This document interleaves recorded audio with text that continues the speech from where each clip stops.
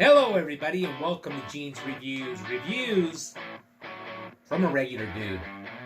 Where I do movie reviews, trailer reactions, I react to YouTube videos, and I review YouTube channels. And I do whatever the hell I want. Today I'm doing one called 5 Missing People Who Survived the Wilderness. This is from a channel called Merc, M-E-R-C. I like this missing 411 type stuff, and I like ones where they actually made it out alive, and you found them alive. So let me get my headphones on. We'll check this one out right now.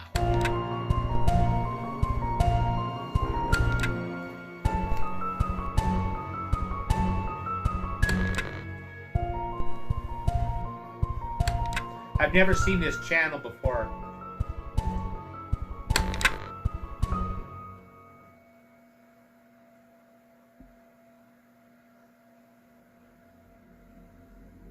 And I will put the link to this channel in the description below. On the 3rd of August, Eric DeSplinter and Gabrielle Wallis, along with 2 other co-workers, went to San Gabriel Mountains in San Bernardino County for a hike.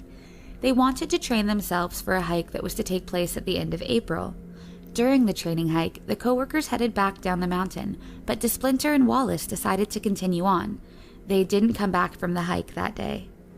After they failed to return that evening, their friend contacted authorities. A massive search ensued. Searchers were on the mountain for several days, covering some 30 square miles by air and by foot. Teams from Riverside, Orange, Kern, and San Diego counties also aided in the effort, as did 2 canine units. Then, on the 5th day, the searchers uncovered 2 sets of footprints in Cucamonga Canyon and followed them. The rescue crews that were using helicopters were contacted. They flew over the area and spotted a campfire and the 2 missing hikers. The pair was then flown to Mount Baldy Fire Station for medical evaluation. When asked, Eric said that their trip derailed when Gabrielle slipped on ice and fell more than 100 feet, landing in the mountainside brush. She got injured with cuts on her legs and her hands. Both then decided to descend 200 feet down through the canyon instead of climbing back up where they might slip again. However, the trek through the canyon was far more difficult than they had imagined, and they ended up climbing rocks in the mountains and surrounding areas for the better part of 5 days before being found. They ran out of fruits and snacks that they had brought on the first day. They had only 4 energy bars left, which they rationed for the next 4 days. All of the filtered water the 2 had brought with them had been consumed as well. For the next 3+ days, they would fill their jugs with stream water and filter it using a life straw. When the pair was found, Gabrielle had a few injuries and both were hungry. In an interview, Eric was grateful for the rescuers, but said he thinks they could have made it out safely on their own within a day or 2. He's researched the area more since getting back home and says they were near the end of their journey.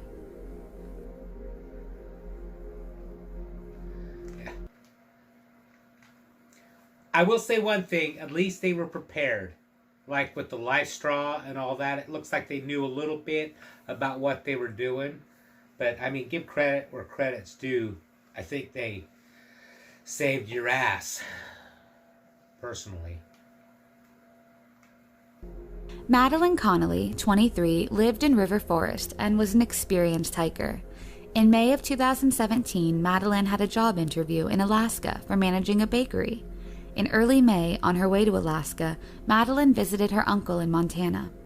On May 4th, she decided to go on a short hike with her dog, Mogi, at Great Bear Wilderness near Glacier National Park. They did not come back that night. When her uncle didn't see her the next day and couldn't contact her, he reported her missing. Police, family members, and volunteers launched an extensive search. Her parents flew to Montana to help in the search. Her car, a Subaru Outback, was found near a trailhead, but there was no sign of Madeline. The family was incredibly concerned as she had not taken food or water with her for the hike. The authorities used multiple helicopters and infrared cameras to find Madeline. Rescue workers used horses to navigate the difficult and isolated terrain, as well as search dogs.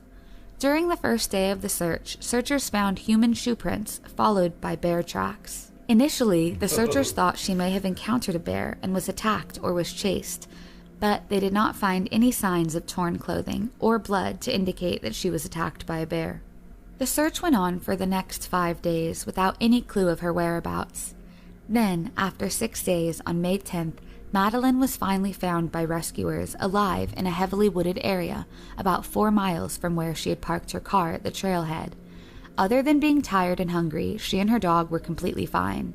When she was found, she asked if she could hike back out, but rescuers insisted she be airlifted to the hospital. Yeah. She was treated at Kalispell Regional Medical Center and released. When asked, Madeline said that while hiking, she realized she didn't have any water and stopped at a swimming hole. When they got back up, they took a wrong turn and got lost. When she realized she was lost, she figured she was on the loop of a trail, and if she continued walking, she would get back to where she had been.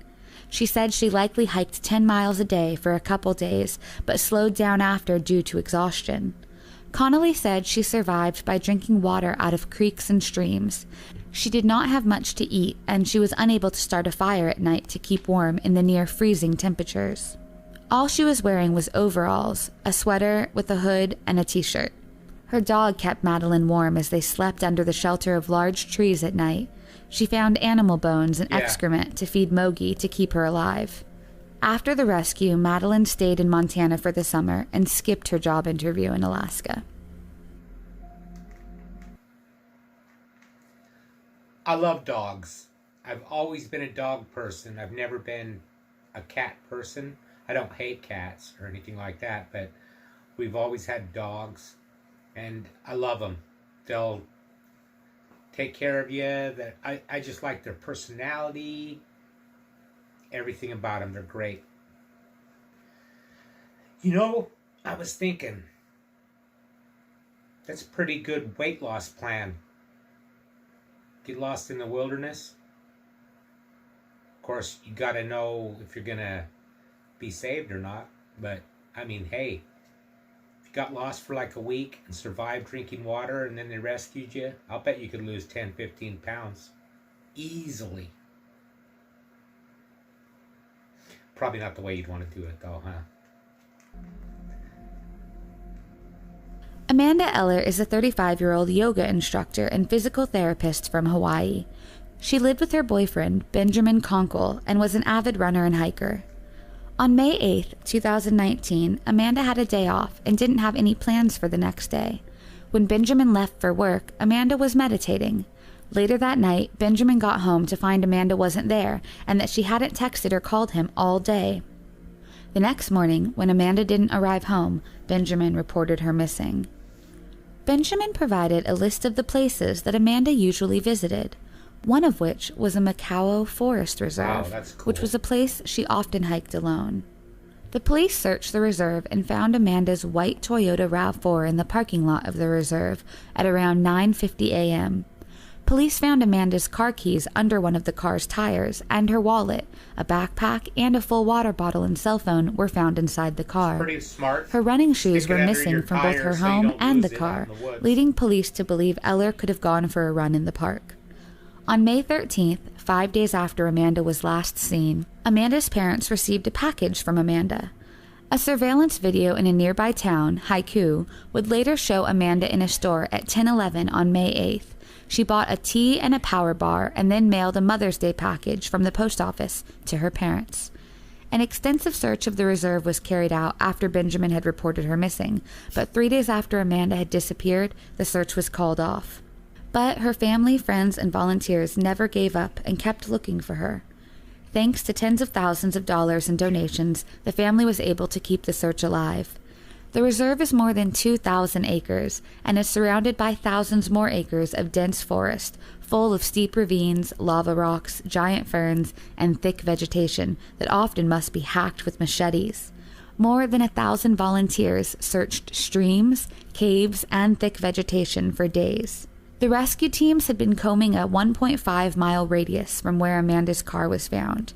But on May 24th, 17 days after she went missing, the volunteers decided to search further into the reserve, about 4 miles from where her car was parked.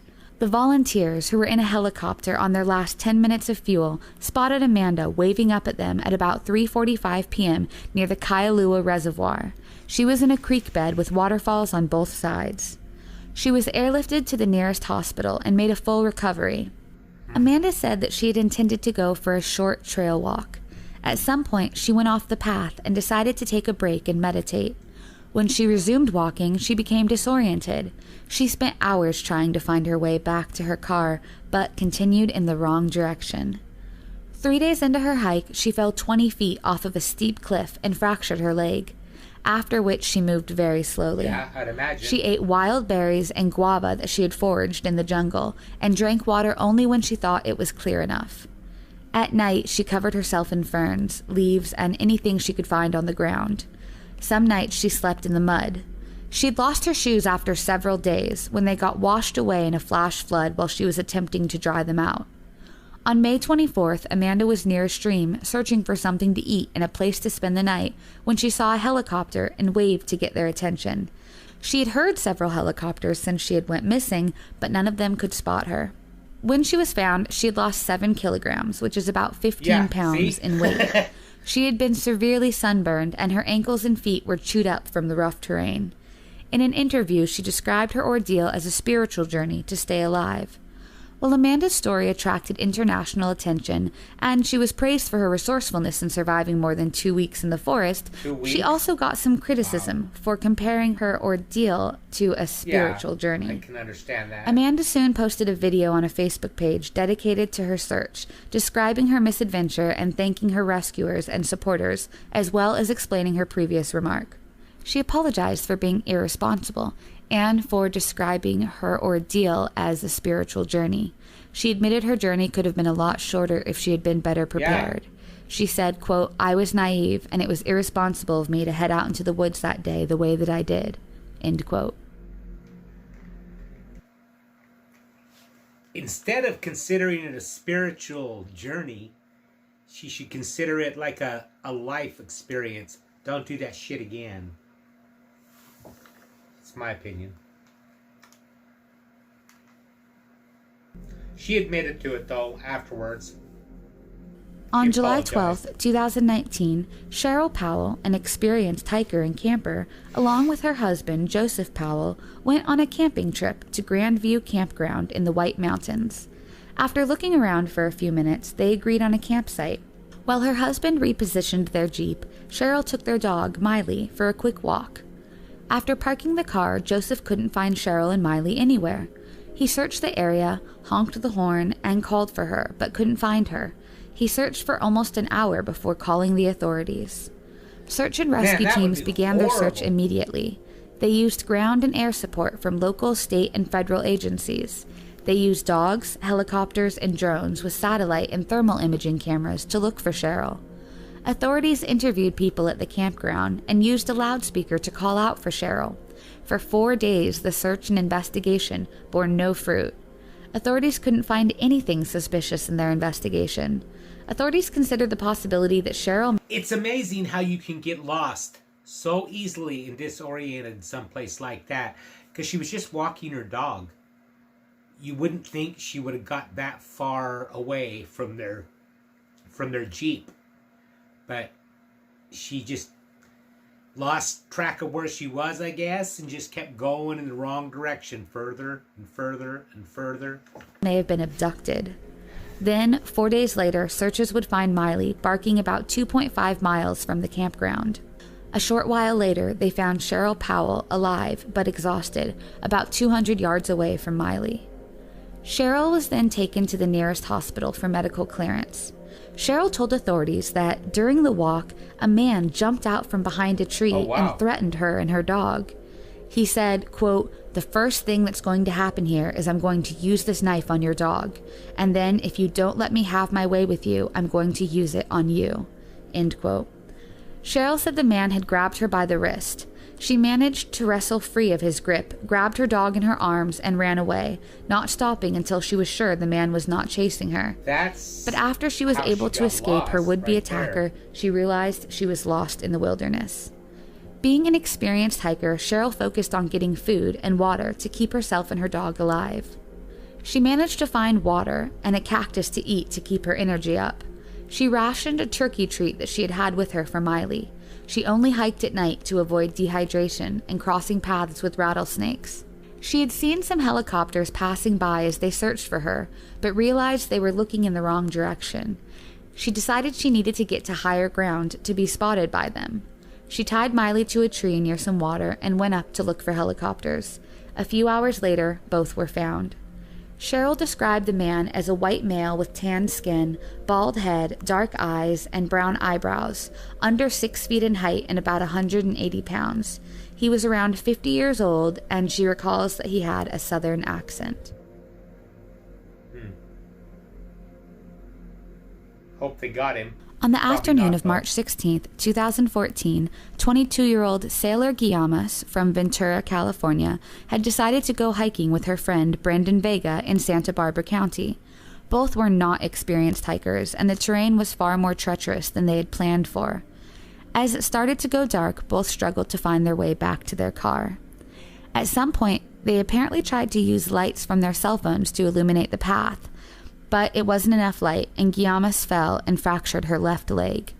Vega volunteered to carry Guillamas, but after walking just a few meters, Vega fell too, shattering his glasses, breaking his elbow, and breaking Guillamas' ankle. Guillamas could not walk anymore, so she decided to stay put while Vega, who had suffered his own injuries, went alone to get help.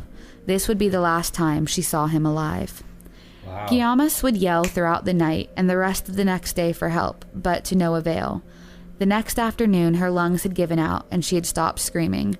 She was extremely tired and laid face down in the dirt and the leaves. On March 17th, Peter Biava arrived in California to go on a hike with his brother-in-law, Joe Villapiano, and Joe's girlfriend, Nicole Gregan. The trio decided to set off on a hike to a popular waterfall in the local area. The group decided to leave the main trail and head down to the bottom of Tangerine Falls. They wanted to do some bouldering, which is like rock climbing but without ropes or harnesses. While Nicole and Peter were climbing the rocks, Joe took photographs of them. While climbing, Nicole noticed something she described as a flame of red hair out of the corner of her eye. Then she saw some movement. When they investigated further, they saw Guillamas lying on her front in the mud. Nicole, a fourth-year resident in pediatrics at Hasbro Children's Hospital in Rhode Island, saw that the hiker's injuries were potentially life-threatening and immediately called 911. Guillamas was airlifted to Cottage Hospital. 2 days later, she received the news that Vega had stumbled off of a rocky cliff. His injuries had been fatal, and he had been found dead just 300 feet from where Guillamas was rescued.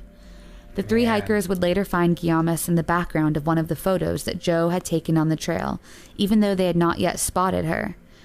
Guillamas made a full recovery, but the loss of her friend is something she will never forget. Yeah, I bet.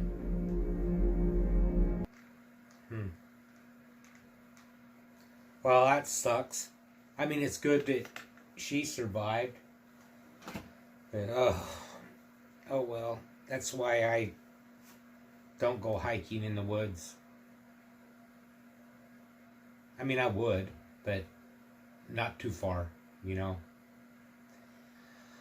How about a joke? You ever seen the Toilet Museum?